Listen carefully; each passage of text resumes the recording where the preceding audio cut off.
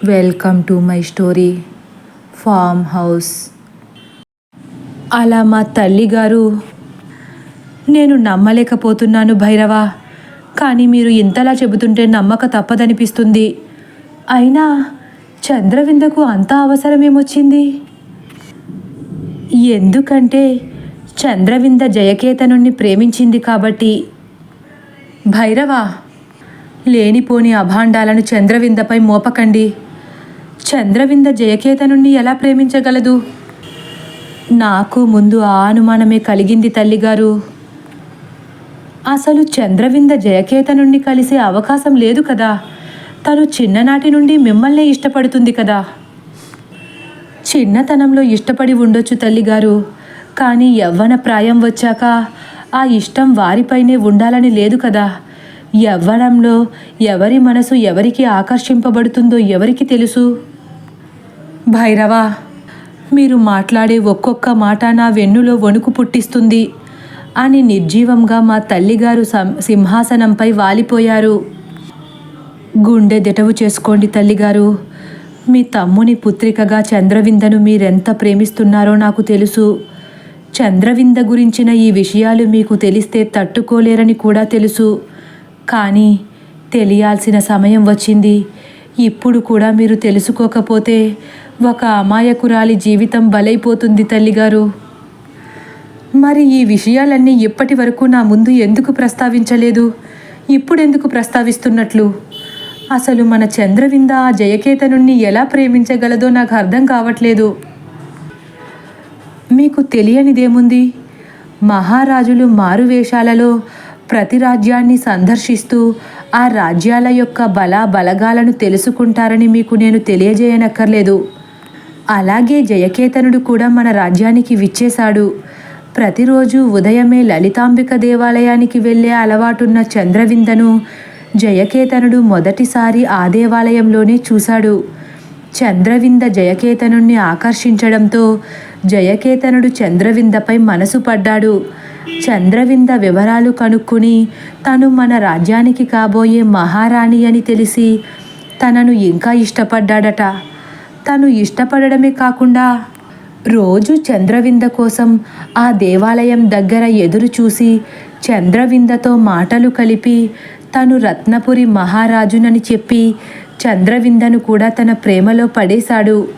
అలా వాళ్ళిద్దరి ప్రేమాయణం లలితాంబిక సాక్షిగా కొనసాగింది అని నేను చెప్పగానే మా తల్లిగారు కాస్త దిగ్భ్రాంతికి గురై, అందుకేనా దేవాలయానికి ఎవరినైనా తోడుగా తీసుకువెళ్ళమంటే మన చంద్రవింద నిరాకరించేది అని ఆశ్చర్యంగా చూశారు. ముమ్మాటికి మీరు ఊహించింది నిజమే. అలా చంద్రవింద జయకేతనుడి ప్రేమలో పూర్తిగా మునిగిపోయాక జయకేతనుడు మాయమాటలు చెప్పి చంద్రవిందను రాజద్రోహిగా మార్చేశాడు. ఎంతలాగంటే మన రాజ్య రహస్యాలు, విపుల రాజ్య రహస్యాలు తనకు తెలియచేస్తే మన రాజ్యాలపై దండెత్తి ఈ 2 రాజ్యాలను తన స్వాధీనంలోకి తెచ్చుకున్న మరుక్షణమే చంద్రవిందను వివాహమాడి రాణిగా స్వీకరిస్తానన్నాడు. అయితే చంద్రవింద రాజ్య విషయాలు చేరవేసిందా? గద్గదమైన గొంతుతో అడిగారు మా తల్లిగారు. రాజ్యకాంక్షతో ఏమాత్రం రాజ్యభక్తి లేకుండా మన చంద్రపురి రహస్యాలతో పాటు విపుల రహస్యాలను కూడా అందజేసేసింది. అలా మన రహస్యాలను చేజిక్కించుకుని ఆ జయకేతనుడు విపులపై దండెత్తి గెలిచి విపులను స్వాధీనపరుచుకున్నాడు. కానీ చంద్రపురిపై విజయం సాధించలేకపోయాడు మాత. మరి జయకేతనుణ్ణి ప్రేమించి మిమ్మల్ని వివాహం ఎందుకు చేసుకుంది? నాకు ఇప్పటికీ అవగతం కావట్లేదు భైరవ. ఎందుకంటే జయకేతనుడి ప్రేమ బూటకమని అర్థమైంది కనుక. విపుల తన చేతికి చిక్కాక జయకేతనుడు ఇక మళ్ళీ మన రాజ్యంలో అడుగు పెట్టకపోగా చంద్రవింద పంపిన లేఖలకు బదులు కూడా ఇవ్వలేదు. చంద్రవింద ఎదురు చూసి జయకేతనుడిది మోసపూరిత ప్రేమ అని అర్థం చేసుకుంది. మహారాణి హోదాలో జయకేతనుడితో సింహాసనాన్ని అధిష్ఠించాలనుకున్న కోరిక నెరవేరకపోవడంతో కనీసం మన రాజ్యానికి మహారాణి అయ్యే అవకాశాన్ని కోల్పోకూడదనుకుంది. అంటే మనసులో నిండుగా ఆ జయకేతనుణ్ణి నింపుకుని మీతో వివాహానికి సిద్ధమైందా? అవును తల్లిగారు, అవును. అందుకే నేను పదే పదే చంద్రవిందను వివాహమాడనని మీతో వారించేవాడిని. అప్పుడే సత్యం తెలియచేయాల్సింది కదా భైరవ. మా మేనత్త గారికి నేను చేసిన వాగ్దానం నా నోటిని కట్టివేసింది తల్లిగారు. చిన్నతనంలో మా మేనమామగారు నా ప్రాణాలను కాపాడి ఆయన ప్రాణాలు వదిలినప్పుడు మీరు ఏది అడిగినా కాదనకుండా చేస్తానని నేను మేనత్త గారికి ఒక వాగ్దానం చేశాను, గుర్తుంది కదా? అవును భైరవ. ఆ వాగ్దానం ఈ పరిస్థితుల్లో నిలబెట్టుకోవాల్సి వచ్చింది తల్లిగారు. అంటే మిమ్మల్ని ఈ విషయం మాతో చెప్పొద్దని వారిరువురు మభ్యపెట్టారా? అవును తల్లిగారు. మా మేనత్త చంద్రవింద చేసిన ఆ ద్రోహాన్ని మూడో కంటికి తెలియనివ్వద్దని,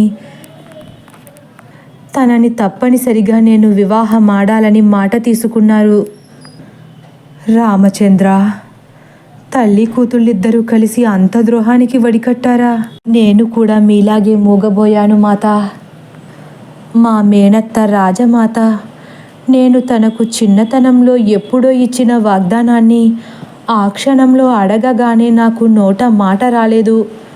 కానీ ఆడిన మాట తప్పడం అంటే మన వంశానికి కళంకం తీసుకురావడమే కదా తల్లిగారు. పైగా ఆ క్షణంలో నాకు మా మేనమామ నా కోసం చేసిన త్యాగం మరొక్కసారి జ్ఞప్తికి వచ్చి ఇచ్చిన మాటను నిలబెట్టుకోక తప్పలేదు. అప్పటికి చంద్రగుప్తుని ద్వారా ఇందువదన గురించి తెలిసినప్పటికీ నేను మహారాణిని వివాహమాడాలని నిశ్చయించుకోలేదు. ఎందుకంటే మీ కోరిక నెరవేర్చాలని త్రికరణ శుద్ధిగా భావించాను. కానీ ఎప్పుడైతే చంద్రవిందలో ఈ ద్రోహపు బుద్ధిని గమనించానో అప్పుడు నాకు తనపై మనసు విరిగిపోయింది మాత. అప్పటికే నా మనసులో చిన్న చిన్నగా ఇందువదన ధైర్య పరాక్రమాల గురించి, సుకుమార సౌందర్యాల గురించి చిన్నగా బీజం నాటుకుపోవడం వల్ల కాబోలు తనని చూడకుండానే తనపై ప్రేమ చిగురించింది. చేసుకుంటే ఆమెనే వివాహమాడాలని నిశ్చయించుకున్నాను. ఈ విషయం మీ దగ్గర ఎన్నిసార్లు ప్రస్తావించినా మీరు ఇందువదనను మీ కోడలిగా అసలు అంగీకరించనేలేదు. తన పేరు ఎత్తితేనే మండిపడేవారు. బహుశా అది మీకు మీ మేనకోడలిపై ఉన్న ప్రేమానురాగాల వల్ల అనుకున్నాను. కానీ నా స్వార్థం కోసం, నా స్వలాభం కోసం రాణి ఇందువదనను వివాహమాడి రాకుమారిలా చూసుకుంటానని చెప్పి ఎన్నో ఇబ్బందులకు గురిచేశాను. తప్పు చేసిన చంద్రవింద మహారాణి స్థానంలో నా పక్కన సింహాసనంపై ఆసీనురాలైనప్పుడల్లా పదునైన ఖడ్గాన్ని నా గుండెల్లో దింపినట్లు అనిపించేది.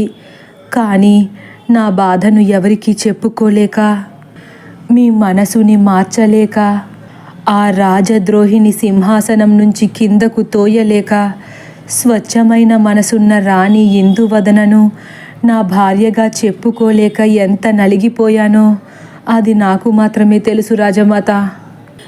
ఇక నా వల్ల కాదు. నేను ఈ రాజ్యానికి మహారాజునై ఉండొచ్చు, కానీ నాకు ఒక మనసు ఉంటుంది. ఆ మనసంతా ఇందువదనతో నిండిపోయింది తల్లిగారు అని సింహాసనం పైన కూర్చుని నా ముఖం వైపు సూటిగా చూడలేక నేల చూపులు చూస్తున్న మా తల్లిగారి కాళ్లపై తలను వాల్చి ఏడుస్తూ, నాకు ఇందువదన కావాలి తల్లిగారు. నా దేవి లేనిదే నేను బ్రతకలేను. కంటి పాపలా చూసుకుంటానని వాగ్దానం చేసి గర్భవతి అని తెలిసి కూడా ఎక్కడో అరణ్యంలో 4 రాతి గోడల మధ్య స్వేచ్ఛగా తిరగమని మాయమాటలు చెప్పి ఇక్కడకు వచ్చాను. నిజానికి మనిషిని ఎక్కడున్నానే కానీ నా మనసంతా ఇందువదన కోసమే పదే పదే పరితపిస్తుంది. ఈ బాధ భరించడం నా వల్ల కాదు. ఇందువదన ఒంటరిగా అక్కడ ఉండడం క్షేమం కూడా కాదు.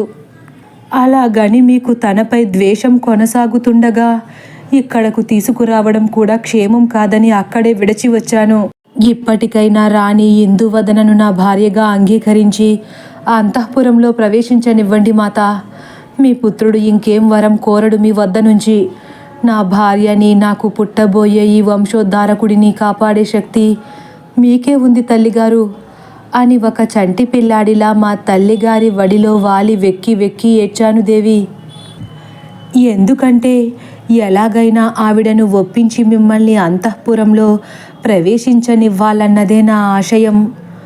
అప్పుడు రాజమాత కళ్ళ నుండి కూడా నీరు ధారలా ప్రవహించి ఆ కన్నీటి బొట్లు నా శిరస్సుపై పడుతున్నాయి. ఒక్కసారి తల పైకి ఎత్తి చూశాను. మా తల్లిగారి మోము కూడా ఎర్రగా కమిలిపోయింది. ఆవిడ మనసులో ఉన్న బాధ కళ్ళలో ప్రస్ఫుటంగా కనిపిస్తుంది. పసిపిల్లాడిలా మారి ఏడుస్తున్న నా కన్నీటిని తుడుస్తూ నా తలను ప్రేమతో సవరిస్తూ, నన్ను క్షమించగలవా భైరవా? నా పుత్రుడి ఔదార్యాన్ని, మంచితనాన్ని తెలుసుకోలేకపోయాను. తన ప్రేమను, తన వివాహ జీవితాన్ని నరకప్రాయం చేసేశాను. ఆ నయవంచికి మాటలు నమ్మి మోసపోయాను భైరవా. నా ఈ పాపిష్టి చర్యలకు ఆ అమాయకురాలు మనసులో ఎంత కుమిలిపోయిందో ఏమిటో. జరిగిపోయిందేదో జరిగిపోయింది.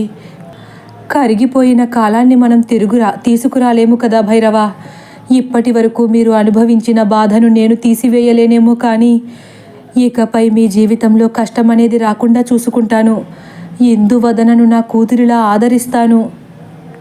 చంద్రవింద కుట్రను, ఇందువదన ఔన్నత్యాన్ని తెలుసుకోలేక తల్లిదండ్రులను కోల్పోయి పుట్టెడు దుఃఖంతో అంతఃపురంలో అడుగుపెట్టిన నా కోడలిని అనరాని మాటలని, చేయకూడని పనులు చేసి చివరికి ఆమెను చంపాలన్న ద్వేషాన్ని పెంచేసుకుని రాజమాత అనే పదానికి కూడా తీరని కలంకం మూటగట్టుకున్నాను.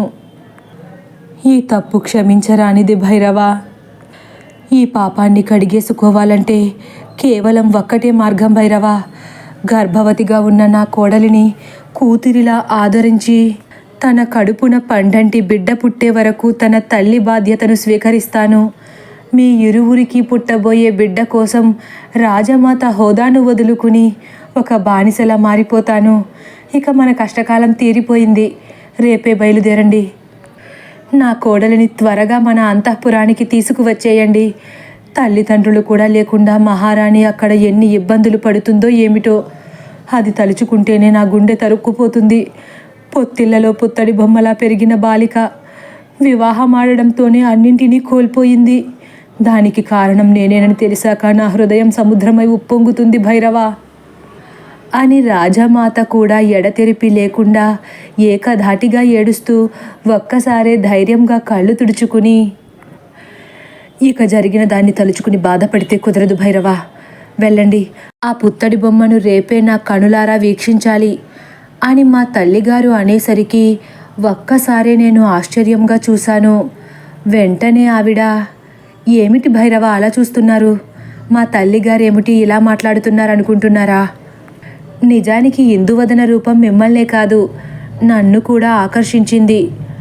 ఆమెపై ఎంత ద్వేషమున్నా ఆమె మోము రోజులో ఒక్కసారైనా చూస్తుండాలనిపించేది.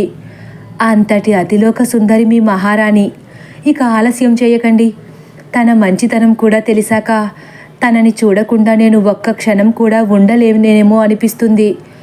ఇప్పుడే తన చేతులు పట్టుకుని నేను చేసిన పాపాన్ని క్షమించమని ప్రాధేయపడాలనిపిస్తుంది అని మా తల్లిగారు మీపై అమితమైన ప్రేమతో మాట్లాడుతుంటే నా నేత్రాలు కన్నీటి సంద్రమయ్యాయి దేవి.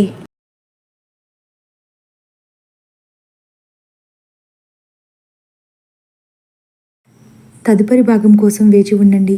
ఒకవేళ నా కథ కానీ మీకు నచ్చినట్లయితే లైక్ చేసి సబ్స్క్రైబ్ చేయడం మర్చిపోకండి. Thank you for watching.